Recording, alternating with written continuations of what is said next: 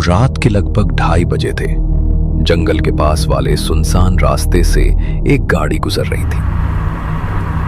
गाड़ी किसी नवविवाहित जोड़े की थी। अंदर दूल्हा, दुल्हन, ड्राइवर और दूल्हे की छोटी बहन बैठी हुई थी। तभी अचानक दुल्हन ने अपने पति से कुछ कहा। क्या? लेकिन इतनी रात को तुम जंगल की तरफ जाओगी? तुम दुल्हन के जोड़े में सजी हुई हो और पता है ना माँ ने क्या कहा था? शादी वाली रात को इस तरह के इलाके में नहीं जाना चाहिए, कुछ भी हो सकता है। अरे लेकिन अब मैं क्या करूं? घर थोड़ी देर बाद आने वाला होता तो मैं कंट्रोल भी कर लेती, लेकिन घर तो अभी बहुत दूर है। प्लीज साइड में गाड़ी रुकवाओ ना। विवेक ने ड्राइवर को गाड़ी रोकने के लिए कहा।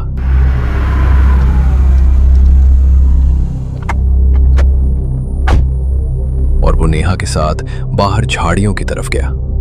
ज्यादा आगे मत जाना, मैं यहीं पर तुम्हारा वेट कर रहा हूं। नेहा झाड़ियों की तरफ गई। वो वहां से वापस बाहर की तरफ आ ही रही थी, तभी उसके कानों में एक आवाज पड़ी। नेहा। अरे ये विवेक जी की आवाज इस तरफ से कैसे आ रही है? वो तो बाहर की तरफ खड़े थे ना। लगता है शायद मेरा वहम होगा। नेहा। इस बार फिर से जब नेहा को पीछे से विवेक की आवाज सुनाई दी तो उसे लगा कि शायद विवेक उसके साथ कोई मजाक कर रहा है। उसने पीछे मुड़कर देखा, मगर विवेक वहां पर नहीं था। पर उसने देखा कि कुछ दूरी पर एक औरत अपने घुटनों में अपना सर दबाए हुए दबी आवाज में रो रही है। अरे इतनी रात गए ये औरत यहाँ पर बैठकर रो क्यों रही है? कहीं ये किसी मुसीबत में तो नहीं? उसकी मदद के लिए नेहा थोड़ी आगे की तरफ गई।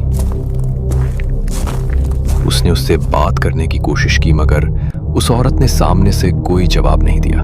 देखिए, जब तक आप मुझे बताएंगे नहीं कि आपको क्या परेशानी है, तब तक मैं आपकी मदद कैसे कर पाऊंगी?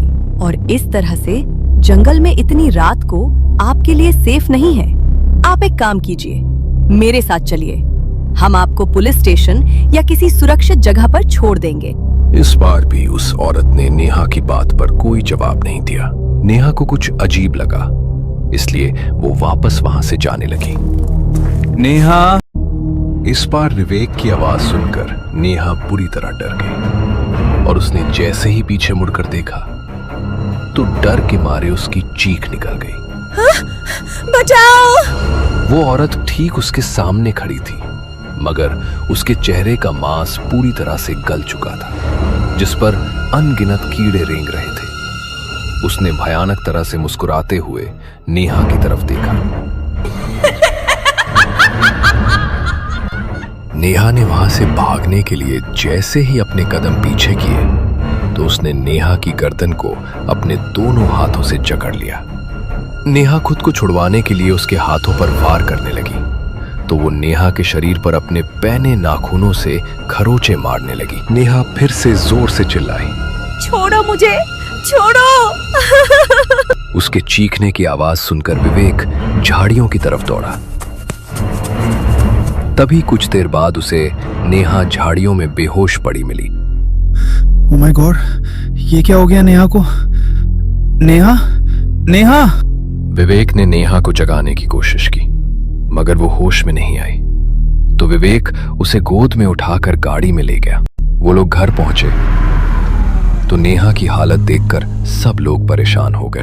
अच्छे से समझाया था ना तुम लोगों को कि शादी वाली रात को दुल्हन को इस तरह की किसी जगह पर जाना ही नहीं चाहिए।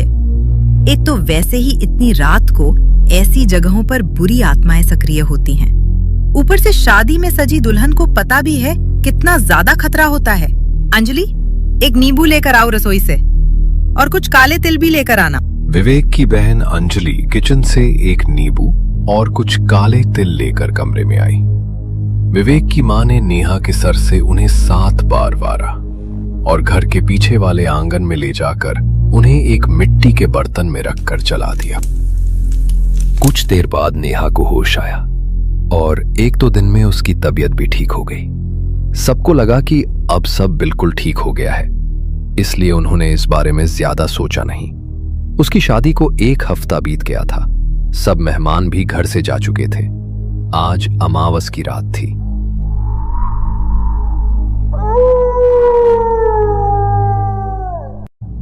आज अमावस की रात है ना बहू, और अमावस की रात काली शक्तियां बहुत भटकती हैं। और जब से शादी वाली रात तेरे साथ वो हादसा हुआ है, तब से मुझे तेरी बहुत चिंता हो रही है। मैं तेरी नजर उतार देती हूँ तो मेरे मन को तसल्ली मिल जाएगी।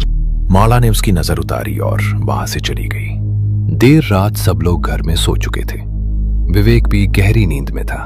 तभी नेहा अपने बिस्तर से उठी और आंगन की तरफ जाने लगी, जहां पर विवेक की बहन अंजलि का कमरा था। अंजलि रात को जागकर अपने एग्जाम की तैयारी कर रही थी। तभी उसने अपनी खिड़की से नेहा को बाहर आंगन की तरफ जाते हुए देखा। इतनी रात को भाभी आंगन में क्यों जा रही है? और वैसे भी आज तो अमावस की रात है। माँ ने समझाया भी था भाभी को, लेकिन पता नहीं ये किसी की बात क्यों नहीं सुनती हैं। मैं ही जाती हूँ बाहर।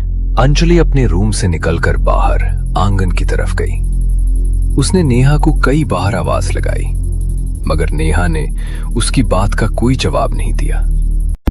उसने नेहा के पास जाकर पीछे से उसके कंधे पर हाथ रखा तो नेहा के चेहरे पर एक भयानक हंसी छा गई। मैं कब से आपको आवाज दे रही हूँ भाभी, आप इतनी रात को आंगन में क्या कर रही हो? माँ ने मना किया था ना, और आपको पता नहीं क्या, आज अमावस की रात है। बहुत अच्छे से पता है, लेकिन शायद तुझे नहीं पता। नेहा के मुंह से ऐसी भयानक आवाज में ये बात सुनकर अंजलि बुरी तरह डर गई। तभी नेहा पीछे की तरफ मुड़ी और उसने अंजलि की गर्दन पर अपने दांत गाड़ दिए।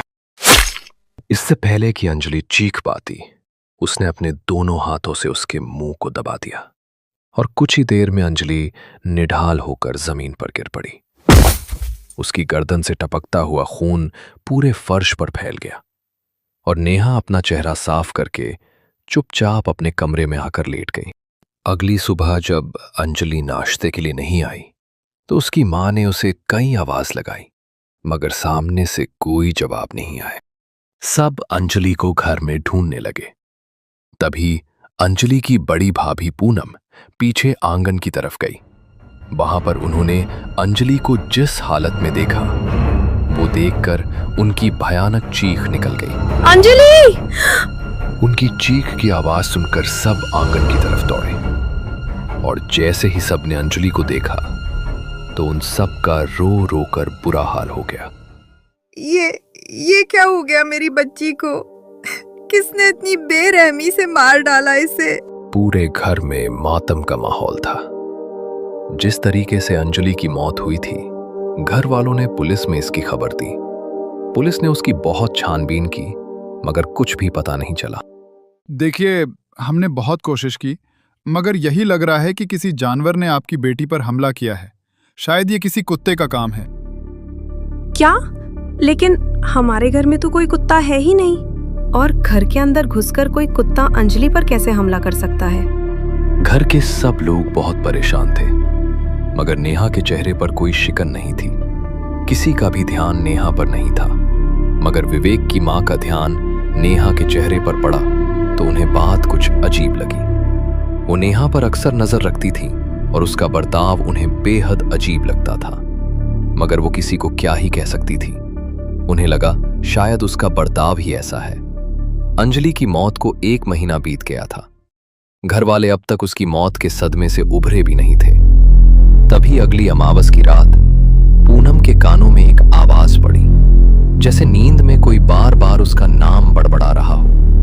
धीरे धीरे वो आवाज बहुत तेज हो गई। पूनम, पूनम, पूनम। और उस आवाज की वजह से पूनम हड़बड़ा कर उठ गई। आज पूनम के हस्बैंड की नाइट शिफ्ट लगी थी, इसलिए वो कमरे में अकेली थी। पता नहीं कैसी अजीब सी आवाज थी। ऐसा लग रहा था जैसे कोई सच में मेरे कान में बार बार मेरा नाम बड़बड़ा रहा है। ऊपर से गला भी सूख रहा है मेरा। पानी, अरे यार, जग में पानी भी नहीं है। लगता है किचन में जाकर ही पानी पीना पड़ेगा। पूनम किचन में पानी पीने के लिए गई। वो पानी पी ही रही थी, तभी उसे अचानक किसी की पायलों की आवाज सुनाई दी। अरे, इतनी रात को ये पायलों की आवाज कहाँ से आ रही है? कभी मुझे अपना नाम सुनाई दे रहा है, कभी कैसी आवाज आ रही है। कुछ अजीब सा ही लग रहा है मुझे, जल्दी से रूम में जाकर सो जाती हूँ। पूनम गिलास रखकर किचन से बाहर निकली। तभी फिर से उसके कानों में पायलों की आवाज पड़ी। उसने ध्यान से आवाज को सुना तो आवाज सीढ़ियों की तरफ से आ रही थी। उसने नजरें घुमाकर सीढ़ियों की तरफ देखा